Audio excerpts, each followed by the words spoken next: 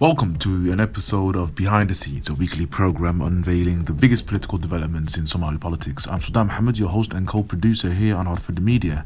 On this week's program, President Hassan Sheikh Mohamud jets off to Algeria for the Arab League summit as Somalia and its people mourn the colossal damage and loss of life caused by the recent terrorist attack in Mogadishu. Some are questioning his decision to leave the country as the country remains in a state of shock. And who is accountable for the security failure we've seen again and again in Somalia? This is the topics on the program today. We hope you find this program very informative. Please like, share, and for similar content, do subscribe to HORUFADHI Media Group. And also, do subscribe to HORUFADHI Media Group's second channel, known as HORUFADHI TV, where you are currently watching this program and where you can find other exclusive programs, such as Mahahi Salah and the African Weekly Roundup, among others. And last but not least, do follow myself, Sultan Mohamud, Suleiman Hashi, Yasin Abdi, and the wider HORUFADHI Media team on our social media platforms that should appear on the screen any moment. So let's get straight into it. We begin with the recent terrorist attack in Mogadishu, which has cost over 120 lives and resulted in more than 300 people being wounded. This terrorist attack was the worst attack in the Somali capital Mogadishu since the 14 October truck bombing, which occurred in 2017 and cost more than 500 innocent lives, leaving 290 wounded, the single worst attack in Somali history. Tragically, the double bombing in Mogadishu last week happened on the same Kilometer 4 road which saw the October 14 bombings only 5 years earlier. Worst of all, the attacks by Al-Shabaab occurred during a time where the nation joined hands to remember the 5th anniversary of the attacks which affected so many lives. It is unfortunate that yet again, it is these very victims that have become the target of such a heinous and cowardice attack. So what exactly unfolded? According to reports sourced from both government and eyewitnesses, there were 2 explosions during a busy period in the capital as the streets were bustling with normal Somalis going about their businesses and lives. Witnesses said the road was busy with rows of tuk-tuks and other vehicles before the first blast occurred. The first bombing was reported to be a vehicle loaded with explosives, which rocked the capital and sent a large cloud of dark smoke above the skies. A local mosque was amongst the destroyed buildings during this attack. As emergency services, journalists, and anguished families rushed to the scene to support the victims, another explosion rocked the scene, which saw even more casualties as many were rushing to the heart of the attack to help individuals, as many thought the attack finished after the first bombing. Now, among the dead included young journalist Mohamud Isa Kona, as well as Police Commissioner for the Holland District Hussein Esman. Reuters journalist Faisal Omar was also seriously injured by shrapnel, according to the Somali Journalist Syndicate. And the aftermath saw dozens of those anguished families desperately searching under debris for loved ones. Somalia's health sector has been under huge strain as a result of this human catastrophe. Somalia doesn't have a state healthcare system, with many of the hospitals in the capital either being privately owned or funded by an international organization or state. Within hours after the horrendous attack, the Somali National Disaster Management Agency released a statement to the public to donate negative blood types to local hospitals, as large amounts of blood transfusions were needed, but most hospitals had few to no resources to cover the large numbers. Dozens of locals queued up outside hospitals to donate blood. Despite this, however, many Somalis were enraged when reports emerged that local hospitals were charging volunteers between $30 and $45 to donate blood to victims. It is a stark reminder of the bleak health services available for Somalis in the country, which is actually incentivized by profit gain rather than cheap and high quality medical care, particularly during such a period in which the country had just suffered its biggest terrorist attack since 2017. Now, according to the militant group Al-Shabaab that carried out this attack and eyewitnesses, the militants attempted to storm the Ministry of Education headquarters near Sorbid intersection on Kilometer 5 Road, while many students and staff were present to receive qualifications or continue work respectively. A similar attack was conducted by the group in 2015, which saw 8 civilians and 2 soldiers killed when 7 Al-Shabaab militants stormed a government building. In a cowardly attempt to retreat from the carnage made, senior Al-Shabaab Mahad Karate, in a pre-recorded statement on the militants' communication sites, stated that the militants only attacked the Ministry of Education, instead claiming that the government soldiers shot indiscriminately and killed all those civilians. Quite ludicrous and brain-numbing claim, to say the least.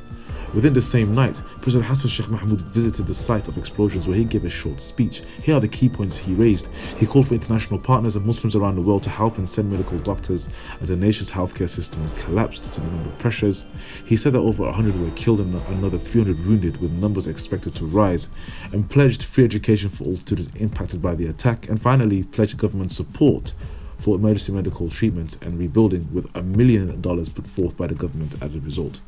Now, the president again repeated his rhetoric regarding those Somali citizens that continue to pay taxes, harbour or support militants, highlighting these are the enemies as much as the militants themselves. You're either with us or against us, said the president, taking a leaf from the famous US President George Bush speech following the September 11 attacks in 2001. However, many have highlighted how preposterous it is that Al-Shabaab militants managed to storm a federal government ministry in 2022, with large-scale Al-Shabaab attacks having been curbed for many years in the capital. The reality is that militants have now conducted 3 major attacks in Somalia in a short period of time, including the Hayat hotel attack in the capital that lasted over 30 hours, the triple suicide bombing in Beledweyne that saw scores killed including senior state officials, and the attack on Tawakkul Hotel in the coastal town and de facto capital of Jubaland, Kismayo, which saw numerous killed and numerous wounded. The Somalia National Intelligence and Security Agency must answer serious questions as to how and why it failed to curb all 3 major attacks in 3 major administrative districts. Since the appointment of Mahad Salad, NISA has witnessed major reshuffles and internal battles as Mahad began a purge of all agents that were closely associated with previous director Fahad Yassin.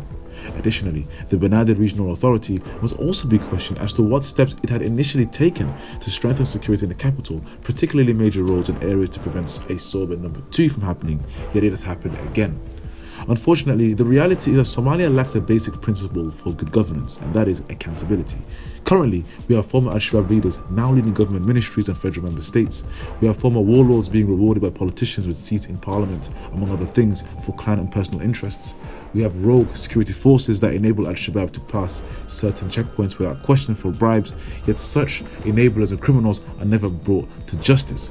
Why is it like this, do you ask? There are 2 main and simple reasons. 1. An incomplete constitution enables legal exploitation and loopholes on both the federal, state, and all levels of government. And number 2, an incomplete Supreme Court means legal issues and legal problems are not resolved through a court, but rather politically through agreements. In other words, there's always political interests over national. So, knowing all of this, is it really a surprise Somali politicians tend to rely more on friendships rather than aligning ideology and political thought?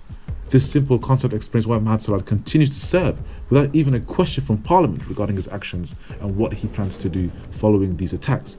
The fact of the matter is that until Somalia's Parliament passes the National Security Act, which would clearly define in law the powers and inner works of NISA, it is difficult to maneuver around a ghost security agency which currently seems to be above the scrutiny of the law.